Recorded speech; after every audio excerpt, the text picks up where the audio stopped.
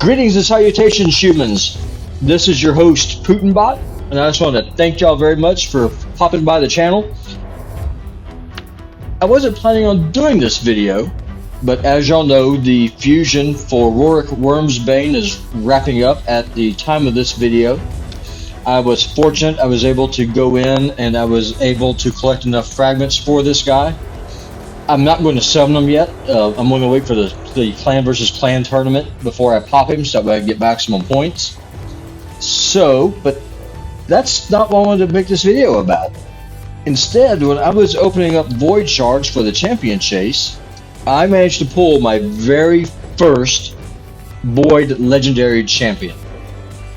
I've been playing this game for not quite a year and a half, and yesterday was when, for the very first time, opening up a void shard, that I pulled a void champion.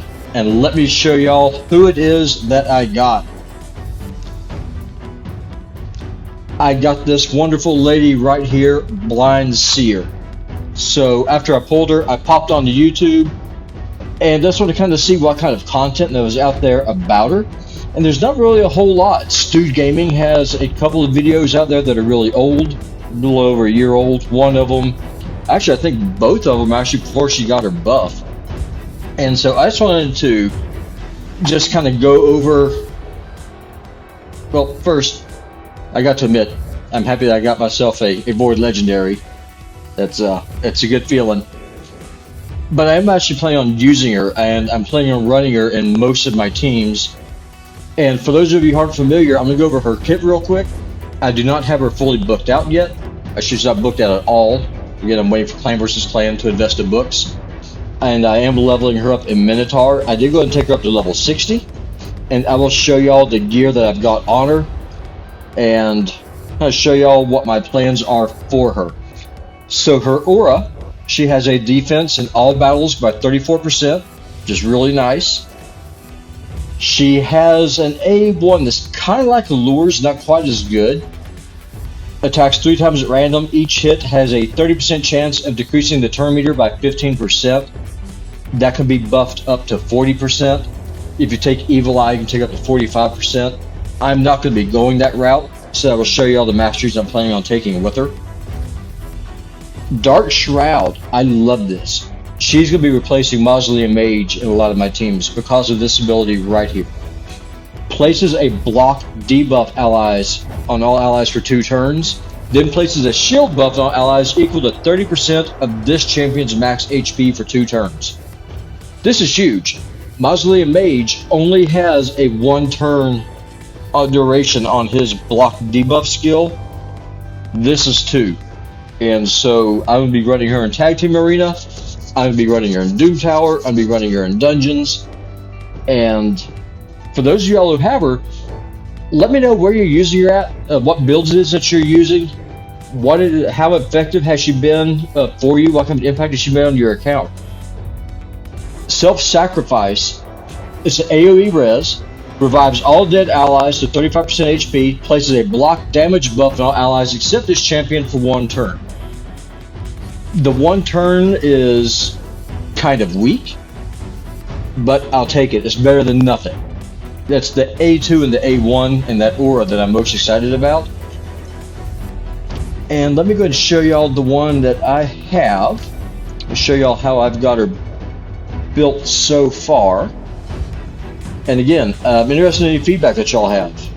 So there's not a whole lot of content, and I'm eager for your ideas. As y'all can see, her gear is not rolled up. Again, I'm waiting for Clan vs. Clan to roll up her gear. Let me go and kind of go into her masteries first, kind of give you an idea about what I'm planning on doing. I'm going down support.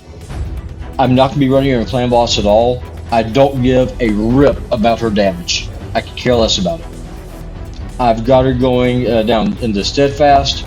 I've got her going to Shield Bearer, just increase the value of the shield buffs. I've taken Exalted Death, heals this champion first time enemy is killed each round. Healing Savior.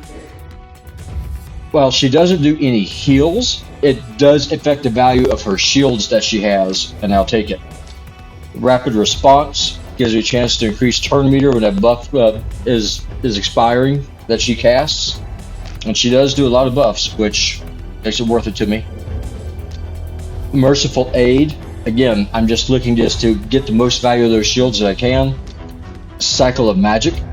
I did not go in the Lore of Steel, and the reason for that is I don't have the gear yet. I'm going to be living in Fire Knight for probably a month because I am sorely lacking in regeneration gear, and that's what I want to put her in. I'm planning on putting her into regeneration and immortal. I think I'm going to go into lasting gifts,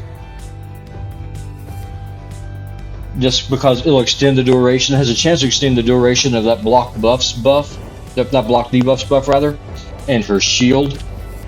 It won't do anything for the unkillable or the block damage buff on the res, but the shield makes it worth it to me. And I am going to go into Spirit Haste, I think. I'm not sold on this. Actually, I think I am. I'm not going to go into Sniper. The extra 5% chance on the A1 is not worth it. So I will be going into Spirit Haste, and then I'm going to finish up in Timely Intervention because I want her coming. I want her cycling around as quickly as I can to get that res back up in case I need it. And I'm going to take her down into Defense. I don't know if I'm going to do Defiant or if I'm going to do Tough Skin. I am planning on coming down here to Cycle of Revenge, just because if I am using her in Tag Team Arena, getting a chance to get that turn meter up. And I'm going to end off in Retribution. I'm thinking about coming down to Shadow Heal and into Solidarity. Once I get her built out, I'm going to do a full guide video on her, how I'm using her, where I'm using her at, and the kind of impact, if any, that she's had for me on my account. Personally, I think it's going to be pretty substantial. And we're just going to show the artifacts I have in her. Right now she's in Broken Sets. I've got her in Immortal, one piece of Immortal, and I am going to be getting her into Regen. Just right now I just don't have good regen gear to give her. So I've currently got her in Hit Point Chest. Basically all of her gear I'm getting her in, it has speed and hit points, which is really the thing I'm interested in. I just want to get her going as quick as I can make her as tanky as I can, getting her as quick as I can get her. The accuracy is nice, but it's not a priority. The A1 is more of a bonus than a must. I've got her into a hit point banner.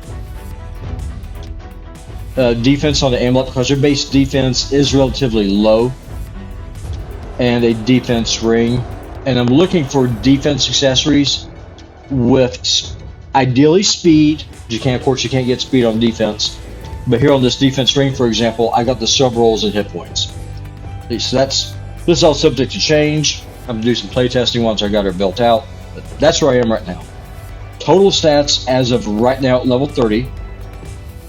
45k health, 235 speed, 186 resistance. Or not resistance, I apologize. Accuracy, and her resistance is 159. I'm not really pushing for resist right now. It just happened to have some good resist rolls on the gear that she's got. And again, I don't give a rip about her damage. I don't care about her crit damage. I don't care about her crit rate. It's just not a priority. But I just wanted to hop in there real quick, show y'all Blind Seer, and just want to kind of reach out to y'all. Those of you who have Blind Seer, again, where do you use her? How impactful has she been for you? What kind of builds do you use personally? And I'm looking forward to seeing your feedback. This is Putinbot. Thank you very much, and I will talk to y'all later. Bye-bye.